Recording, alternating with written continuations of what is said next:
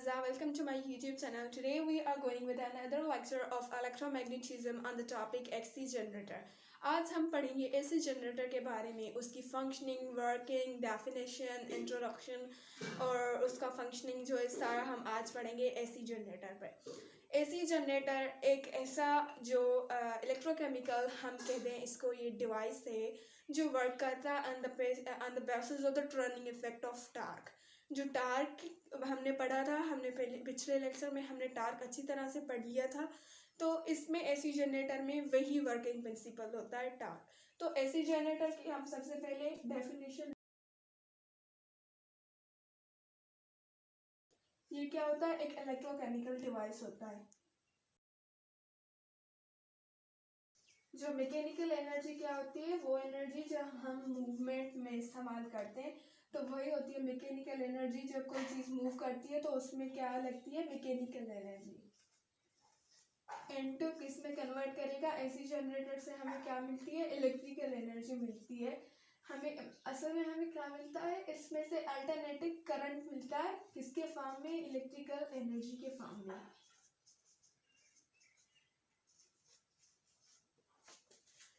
AC generator एक ऐसा electromechanical device है जो क्या करता है, जो मैकेनिकल हम एनर्जी हम उसको प्रोवाइड करते हैं, उसको मूव कराने में, उसको वो मैकेनिकल एनर्जी को यूज़ करता है और उसको कन्वर्ट करता है अल्टरनेटिव करंट में in the form of the electrical energy. तो एसी जनरेटर एक की यहाँ हम और डेफिनेशन लिख देते हैं एसी जनरेटर की, कि एसी जनरेटर एक ऐसा डिवाइस है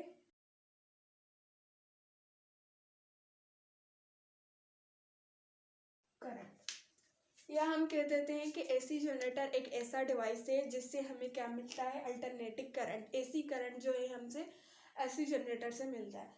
तो अल्टरनेटिव, ये हो गया एसी जनरेटर की डेफिनेशन। अब हम इसके जो पार्ट्स होते हैं, जो इसमें एसी जनरेटर का जो सबसे पहला पार्ट होता है वो होता है फील्ड मैग्नेट। इसके it consist, its essential parts are, 4 parts लिख देते हैं क्योंकि इसमें 4 पार्ट्स होते हैं। सबसे पहला होता है फील्ड मैग्नेट।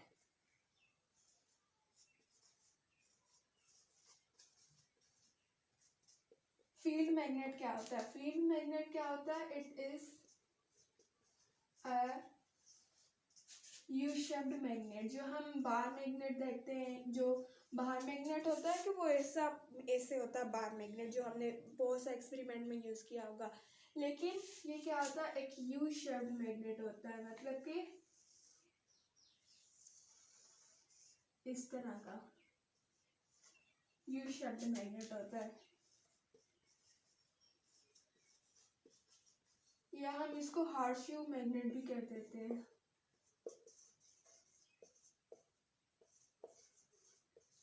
हार्स शू होता है ना, कि हार्स होता है, उसके शू की जो शेप होती है वो भी इसी की तरह होती है। तो horseshoe it is a U shaped magnet, या हार्स शू मैग्नेट होता है which has a radial magnetic field. और इसमें क्या होती है, एक रेडियल मैग्नेटिक फील्ड होती है। अब रेडियल मैग्नेटिक फील्ड क्या होती है, ये ऐसा कर लिया हमने, एक ये बार मैग्नेट ले लिया, ठीक है, हमने क्या ले लिया, एक बार मैग्नेट ले लिया। तो इससे क्या होती है, मैग्नेटिक फील्ड जो होती है वो यूनिफॉर्म नहीं होती, क्योंकि उसमें यूनिफॉर्म नहीं होती, मतलब कि उसकी जो मैग्नेटिक फील्ड लाइन से उसमें जो डिस्टेंस है वो बढ़ता जाता है, वो रिमेन कांस्टेंट नहीं होता। ऐसी होती है बार मैग्नेटिक फील्ड। लेकिन इससे क्या होती है, रेडियल मैग्नेटिक फील्ड मिलती है। इससे क्यों रेडियल मैग्नेटिक फील्ड मिलती है, क्योंकि इसका जो शेप होता है ना, इसका जो फेस जो करता है वो क्या होता है, कॉनकेव पोल होता है। इसमें क्या होता है, इस फील्ड मैग्नेट में क्या होता है, एक कॉनकेव पोल होता है, और कॉनकेव पोल होने की वजह से इसमें जो फील्ड होती है वो मैग्नेटिक फील्ड होती है, मतलब कि ऐसे यूनिफॉर्म मैग्नेटिक फील्ड बन जाती है, जिसको हम रेडियल मैग्नेटिक फील्ड कहते हैं, क्योंकि इसका जो डिस्टेंस है वो कांस्टेंट है, रिमेन क्या है, सेम में। तो कॉनकेव पोल के होने की वजह से क्या मिल रही है, हमें रेडियल मैग्नेटिक फील्ड मिल रही है। और ये जो रेडियल मैग्नेटिक फील्ड होती है वो बहुत स्ट्रॉन्ग होती है, एक तो वो यूनिफॉर्म होती है और दूसरी वो क्या होती है, स्ट्रॉन्ग होती है ये रेडियल मैग्नेटिक फील्ड। और ये जो मैग्नेट हम यूज़ करेंगे वो बेसिकली क्या होगा, परमानेंट मैग्नेट होगा।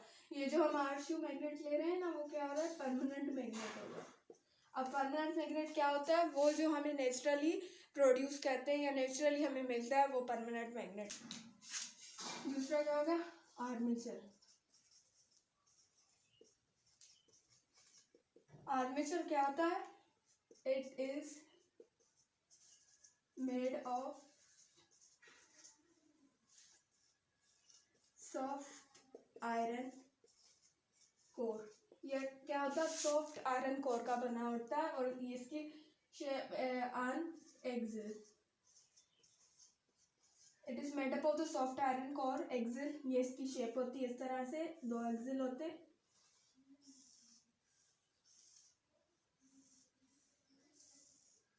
ये क्या हो गए, एक्सिल हो गए। और इस पे क्या लगा होता है, ये बना किसका होगा सॉफ्ट आयरन कोर। और सॉफ्ट आयरन कोर क्या होती है, आयरन हमने पढ़ा होगा कि आयरन है उसके दो फॉर्म होते हैं, एक होता है फेरिक फॉर्म और जो दूसरा होता है फेरस फॉर्म। ये जो फेरस फॉर्म होता है ना वो क्या होता है, सॉफ्ट आयरन कोर, इसी को हम सॉफ्ट कहते हैं। तो ये क्या होती है, इस एक्सिल पे जो यूज किया होता है वो आयरन को क्या होता है, सॉफ्ट होता है, मतलब कि फेरस फॉर्म इस पे यूज किया जाता है इस एक्सिल पे। और उसके अराउंड क्या होती है, एक क्या कहते हैं, कॉपर की लेंथ वाइज क्या होती है, इस पे हम रैप कर लेते हैं कापर को हम क्या करते हैं, लेंथ वाइज इस रेक्टेंगुलर को रैप करते थे। और ये किससे करते हैं हम इसको, कापर, और इसको हम क्या कहते हैं, कापर रैपिंग। ये क्या की जाती है, लेंथ वाइज की जाती है। लेंथ वाइज क्यों करते हैं हम इसको रैपिंग, क्योंकि हमें इसको रेक्टेंगल बनाना होता है। तो रेक्टेंगुलर हमने पढ़ा था कि रेक्टेंगुलर टर्निंग इफेक्ट में हम रेक्टेंगुलर कॉइल कर लेते हैं, जिसकी वजह से दो फोर्स लगते हैं, एक ऊपर की तरफ और एक नीचे की तरफ, जिसकी वजह से करंट क्या होती है और जिसकी वजह से कपल प्रोड्यूस होता है। तो हम कॉपर रैपिंग कर रहे हैं, लेंथ वाइज हम कर रहे हैं। लेंथ वाइज क्यों कर रहे हैं हम इसको, क्योंकि हमें इसको क्या बनाना है, रेक्टेंगुलर बनाना है, टू मेक एक रेक्टेंगुलर।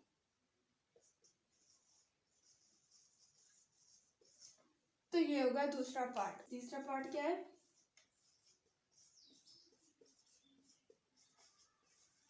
Slip rings. ये हम इसको कॉपर रिंग्स भी कह देते हैं।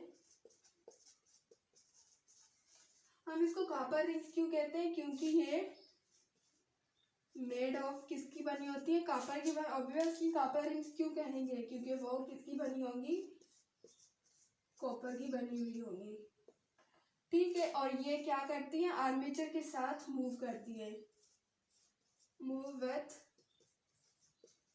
आर्मेचर। एक इस तरह की इनकी शेप होती है, रिंग्स की तरह जो हम पहनते हैं उन्हीं की तरह रिंग शेप्ड होती है ये स्लिप रिंग। ये हो गया आर्मेचर हमने बनाया था।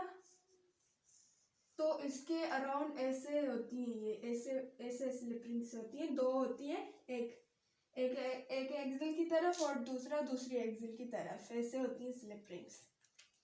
और जो चौथा पार्ट होता है वो क्या होता है, कार्बन बुशेस होती है। इसको मिटा दीजिए।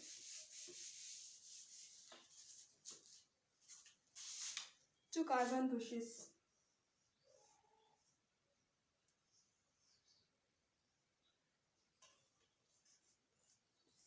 चौथा पार्ट क्या होता है, कार्बन बुशेस होते हैं। क्योंकि ये किसकी बनी होती है, मेड ऑफ कार्बन। ये कार्बन का बना हुआ होता है। हम कार्बन ये क्या करते हैं, इसको एक्सिल होता है, इसको हम ऐसे, ये कार्बन बुशेस होते हैं। इसको क्योंकि हमें वायर से कनेक्ट करना है, ठीक है। ये क्या हो गए, कार्बन बुशेस हो गए। और और ये क्या हो गई स्लिप रिंग्स, ये क्या हो गया आर्मेचर। कि कार्बन बुशेस हैं होती है, हमें पता है कि जो कार्बन है वो पीरियोडिक टेबल के 4th नंबर जो ग्रुप है उससे बिलोंग करता है। तो 4th नंबर ग्रुप में क्या होते हैं, सारे सेमीकंडक्टर होते हैं, ज़रूर नहीं सारे, लेकिन ये कार्बन क्या है एक सेमीकंडक्टर है। सेमीकंडक्टर क्या होता है, हम मटेरियल को डिवाइड करते हैं 3 में, एक होते हैं कंडक्टर, सेमीकंडक्टर और क्या होता है इंसुलेटर होता है, और सुपर कंडक्टर भी होता है, लेकिन ये क्या होता है सेमी कंडक्टर होता है। कार्बन क्या होता है एक सेमी कंडक्टर होता है। तो हमें पता है कि जो सेमी कंडक्टर होते हैं वो पहले तो कंडक्टर नहीं होते, लेकिन जैसे ही हम उनको हीट प्रोवाइड करते हैं वो उसमें हीट होती है तो उसमें इलेक्ट्रॉन्स फ्लो करना शुरू हो जाते हैं, और फिर वो हीट देने के बाद वो क्या करते हैं सेमीकंडक्टर करंट को पास करने देते हैं, और हीट को भी हीट हो जाएंगे तो करंट को वो क्या कर देंगे इलेक्ट्रिसिटी को पास करने देंगे अपने में से। तो ये होते हैं सेमीकंडक्टर। जैसा कि हमें पता है कि आर्मेचर क्या होता है लेंथ वाइज इसमें होती है, तो जब इस पे फोर्स लगेगा एक ऊपर की तरफ और एक क्या लगेगा नीचे की तरफ, तो वो एक ऊपर की तरफ और एक नीचे की तरफ, जिसकी वजह से क्या होगा एक कपल प्रोड्यूस होगा। कपल के प्रोड्यूस होने से क्या होगा, कपल के प्रोड्यूस होने से जो आर्मेचर है ना वो घूमने लगेगा। हमने पढ़ा है टार्क में, पहले टार्क क्लियर करें हैं फिर हम एसी जनरेटर लेंगे। तो ऐसे क्या होगा जो आर्मेचर है वो मतलब घूमने शुरू करेगा, तो घूमने की वजह से जो होगा मूवमेंट होगी, मैकेनिकल एनर्जी प्रोड्यूस होगी, तो मैकेनिकल एनर्जी के प्रोड्यूस होने से ये क्या होगा ये मूव करेगा, और इसमें क्या होगा फ्रिक्शन प्रोड्यूस होगा। हमें पता है कि जब फ्रिक्शन प्रोड्यूस होता है तो क्या होता है हीट प्रोड्यूस होती है, और हीट प्रोड्यूस होने से जो कार्बन बुशेस हैं और इसमें से क्या होता है कि करंट पास करना शुरू हो जाता है सेमीकंडक्टर से, कार्बन में से करंट पास थ्रू होना शुरू हो जाता है, और करंट पास थ्रू होने की वजह से जो करंट है वो इजीली यहाँ से पास करेगा, जो एसी करंट बनेगा ना वो इजीली इसमें से पास करेगा। लेकिन इसकी वजह से हम अगर कापर को यूज़ करते हैं ये एक अच्छा कंडक्टर है, लेकिन ये क्या होगा अगर कापर को हम इसे यूज़ करते हैं तो इसमें फ्रिक्शन प्रोड्यूस होगा, और अगर फ्रिक्शन प्रोड्यूस होगा तो इसमें क्या होगी ज़्यादा रेजिस्टेंस आ जाएगी कापर में, और ज़्यादा रेजिस्टेंस आने से क्या होगा, रेजिस्टेंस आने के बाद क्या होगा करंट जो है वो कम इसमें से पास हो जाएगा, इसलिए हम एक सेमीकंडक्टर को यूज़ करते हैं कापर। तो हम इसके वर्किंग को पढ़ते हैं कि ये वर्क कैसे करता है एसी जनरेटर, और कैसे हमें ये एक एसी करंट प्रोड्यूस करके देता है। हमने पढ़ा कि हम एक लेंगे मैग्नेट हार्शू, ये क्या होगा यू शेप्ड होगा, पीछे से हमें नहीं दिखाते लेकिन ये क्या होता है एक यू शेप,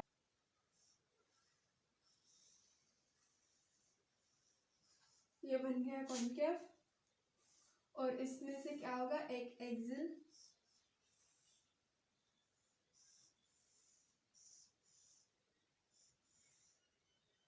ये क्या होगा एक्सिल, इस पे क्या होंगी कार्बन की रिंग्स होंगी, और इससे क्या होगा कार्बन बुशेस होंगे, यहाँ ये बना लेते हैं।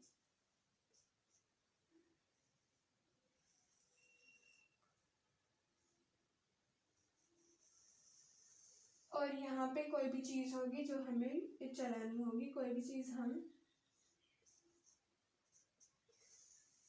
चला सकते हैं। तो इसको घुमाने के लिए हमें क्या चाहिए,